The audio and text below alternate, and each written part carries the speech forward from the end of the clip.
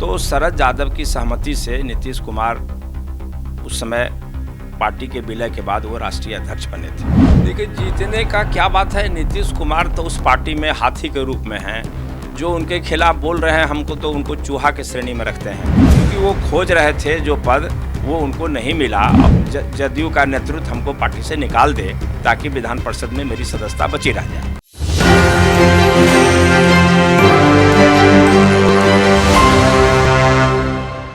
नमस्कार, एक न्यूज़ 24 देख रहे हैं आप और मैं हूं आपके साथ अविनाश। जिस तरीके से उपेंद्र कुशवाहा लगातार बयान दे रहे हैं, पार्टी के खिलाफ भी जा रहे हैं और इस बार तो उन्होंने बड़ा बयान दे दिया। उन्होंने साफ तौर पे कह दिया है कि नीतीश कुमार की जो पार्टी है जदयू, वो नीतीश कुमार की नहीं, वो शरद यादव की पार्टी है। ऐसे में हमारे साथ बातचीत करने के लिए कांग्रेस से मिलते हैं डॉक्टर समीर सिंह। अब तो उपेंद्र कुशवाहा कह रहे हैं कि जो जदयू की पार्टी है नीतीश कुमार की पार्टी नहीं, ज़बरदस्ती कब्जा किए हैं, शरद यादव की पार्टी है। कि शरद यादव जी और माननीय नीतीश कुमार जी दोनों समाजवादी नेता हैं। एक ने अलग समता पार्टी बनाया था, दूसरे ने जनता दल यूनाइटेड बनाया था। लेकिन जब लोगों को लगा कि दोनों नेताओं को लगा कि दोनों अगर मिलके चलेंगे तो बड़ी ताकत के रूप में उभर के सामने आएंगे, तो शरद यादव की सहमति से नीतीश कुमार उस समय पार्टी के विलय के बाद वो राष्ट्रीय अध्यक्ष बने थे और शरद यादव के आशीर्वाद से ही बने थे, इसमें कोई संदेह नहीं है। लेकिन नीतीश कुमार जी का धीरे धीरे प्रभाव का विस्तार हुआ और वो बिहार के मुख्यमंत्री के रूप में सफल होते चले गए और जदयू पर धीरे धीरे उनके प्रभाव से उनका वर्चस्व हो गया। तो अब ये कहना कि किसी पार्टी पर कब्जा कर लिया है, पार्टी का तो विलय हो गया। और विलय अगर वो जदयू पार्टी शरद यादव की थी तो नीतीश कुमार विलय होते नेता कैसे हो गए? पार्टी तो लोकतांत्रिक होती है, जब वर्कर चुनते हैं तो कोई अध्यक्ष बनता है, वर्कर खिलाफ हो जाएंगे तो कोई नहीं बन सकता है। इसलिए दोनों दलों के कार्यकर्ता जब मिल गए तो दोनों की सहमति से ही नीतीश कुमार नेता बने थे और नीतीश कुमार ने राष्ट्रीय अध्यक्ष के, जदयू के अध्यक्ष के रूप में सफलतापूर्वक निश्चित रूप से काम किया है, तभी तो आज जनता दल सत्ता में बनी हुई है। लेकिन जिस तरीके से घमासान मचा हुआ है जदयू में, उपेंद्र कुशवाहा जो हैं लगातार सवाल खड़ा कर रहे हैं नीतीश कुमार पे। एक तरफ ये जो घमासान है, एक तरफ उपेंद्र कुशवाहा सवाल उठा रहे हैं और इधर ललन सिंह है जो राष्ट्रीय अध्यक्ष हैं और प्रदेश अध्यक्ष उमेश कुशवाहा और नीतीश कुमार, और एक तरफ उपेंद्र कुशवाहा। ये जो घमासान है, आखिर इस घमासान में कौन जीतेगा? देखिए, जीतने का क्या बात है, नीतीश कुमार तो उस पार्टी में हाथी के रूप में हैं। जो उनके खिलाफ बोल रहे हैं हमको, तो उनको चूहा के श्रेणी में रखते हैं।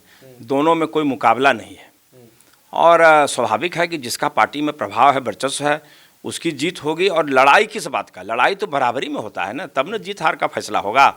तो लड़ाई तो कुछ ने टस से मस नहीं कर सकते हैं। मतलब ये तो मतलब उपेंद्र कुशवाहा जिस तरीके से बोले वो तो चूहा के बराबर है नीतीश कुमार और हाँ बिल्कुल। अगर नीतीश कुमार जी हाथी हैं तो उनके सामने एक चूहा क्या उनका बिगाड़ सकता है?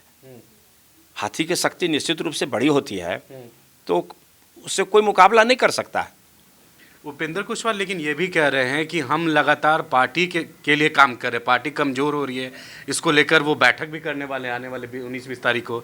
लेकिन अब तो जो प्रदेश अध्यक्ष वो कह दिए हैं कि उनके पार्टी जो बैठक करेंगे उनके साथ अगर जदयू के कोई लोग जाते हैं तो पे कार्रवाई होगी।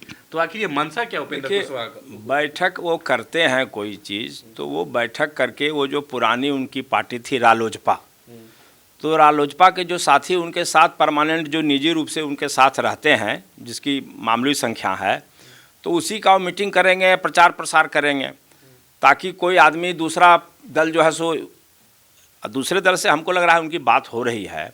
और नहीं तो इतना बड़ा उपकार कि राजनीतिक हाशिए पर जाने के बाद नीतीश कुमार जी ने जदयू के संसदीय बोर्ड का उनको चेयरमैन जैसा महत्वपूर्ण पद दे दिया। वो कहते हैं कि हमको झुंझुना पकड़ा दिया है। नहीं, झुंझुना उसको इसलिए वो समझ रहे हैं कि उसमें जो उनकी इच्छा है वो नहीं पूरी हो रही है जदयू में। नीतीश बाबू तो समझे कि आदमी आए हैं, अब सीनियर हो गए हैं, तो इनको पार्लियामेंट्री बोर्ड का चेयरमैन देके बड़ा सम्मान दिया जाए। क्योंकि राष्ट्रीय अध्यक्ष और पार्लियामेंट्री बोर्ड का चेयरमैन लगभग दोनों बराबर स्तर का पद है, कोई छोटा बड़ा नहीं है। और हमको लगता है कि ये उनको नहीं अच्छा लग रहा था, क्योंकि वो खोज रहे थे जो पद वो उनको नहीं मिला और उनको लगता था कि देर सवेर मंत्रिमंडल का विस्तार होगा तो उसमें उनको स्थान मिल जाएगा। आखिर समीर जी को क्या लगता है कि उपेंद्र कुशवाहा का आखिर क्या मंशा क्या है, जिस तरीके से वो मनसा है कि हमको लग रहा है कि कहीं न कहीं उनका दूसरे तरफ ध्यान भटक गया है, दूसरे तरफ जाने की तैयारी में हैं और वो इंतज़ार कर रहे हैं कि हमारे बयान से थक करके और नाराज़ हो करके जदयू का नेतृत्व हमको पार्टी से निकाल दे ताकि विधान परिषद में मेरी सदस्यता बची रह जाए। लेकिन वो एक बार तो वो ये भी कह रहे हैं कि जिस तरीके से उपेंद्र कुशवाहा ये भी कह रहे हैं कि हम नीतीश कुमार का सम्मान भी करते हैं, पार्टी में उनका सम्मान करते हैं, लेकिन नीतीश कुमार जो है उनको नज़रअंदाज करते हैं। ये बोल रहे हैं कि हमको बस कागजी पे दिखाया जाता है कि संसदीय बोर्ड के अध्यक्ष हैं, लेकिन पार्टी में वैसा कुछ मिल नहीं रहा उनको। देखिए, नीतीश कुमार को कोई भी राजनेता है, उनके प्रतिद्वंदी भी हैं जो भी आरोप लगावें, लेकिन सम्मान तो उनका आज पूरे प्रदेश का हर एक पार्टी का नेता करता है। वो नहीं भी करेंगे तो नीतीश कुमार जी का क्या बिगड़ेगा, हर कोई सम्मान करता है। लालू जी के छोटे भाई हैं लेकिन लालू जी भी नीतीश कुमार जी का सम्मान करते हैं, तो इसमें कहाँ दिक्कत है उनको सम्मान तो हो ही गया है नीतीश कुमार जी का, राष्ट्रव्यापी छवि है। हम लोग कांग्रेस में हैं, कांग्रेस के हमारे जितने भी कद्दावर नेता हैं नीतीश बाबू को बड़ा इज्जत करते हैं, सम्मान के निगाह से देखते हैं। तो कुशवाहा जी का ये मतलब कि सम्मान करते हैं, अगर सम्मान करते तो उनको तुरंत अभी कुछ ही समय पहले उनको विधान परिषद में इसलिए लाया गया था कि वो राजनीतिक रूप से बिल्कुल हाशिए पर खड़े हो गए थे, तो उनको विधान परिषद में लाया गया और इस संगठन में भी चूंकि उनकी पार्टी थी अलग, तो उनको संगठन में एक बड़ा ओहदा दिया गया। अब उस बड़े ओहदे का राजनीतिक महत्व वो नहीं समझ पा रहे हैं, तो उनकी कमी मानी जाएगी। कैसे वो सांसद रहे, कैसे मंत्री रहे, जो उनको ये समझ में नहीं आ रहा है कि पार्लियामेंट्री बोर्ड का चेयरमैन होना बहुत बड़ी उपलब्धि है, बहुत बड़ी बात है। तो इस उपलब्धि को अगर वो छोटा मानते हैं तो हम समझते हैं कि तब तो इस समझदारी पर हमको कुछ नहीं कहना है। उपेंद्र कुशवाहा तो समीर जी ये भी कह रहे हैं कि जिस तरीके से नीतीश जी हमको बोलते हैं कि कभी आते हैं कभी जाते हैं, तो नीतीश जी भी तो कभी बीजेपी के साथ थे और कभी इधर आते हैं, कसम भी खाते हैं कि बीजेपी के साथ नहीं जाएंगे, लेकिन फिर गए थे।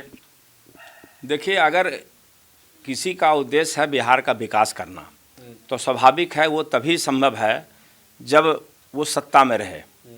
हम मान लीजिए आज साधारण एक एमएलसी हैं, तो एमएलसी हैं तो हम कुछ विकास के काम से जुड़ गए हैं, नहीं थे तो हम दूसरे पर आश्रित थे, दूसरे से आग्रह करते थे। आज कुछ ताकत हमको मिली है कि हम खुद विकास का काम कर सकते हैं। जिसका उद्देश्य है पूरे बिहार का विकास करना, पूरे बिहार का सेवा करना, तो उसको तो बिहार के मुख्यमंत्री बने रहने के लिए थोड़ा बहुत तो राजनीति इधर उधर करना पड़ता है।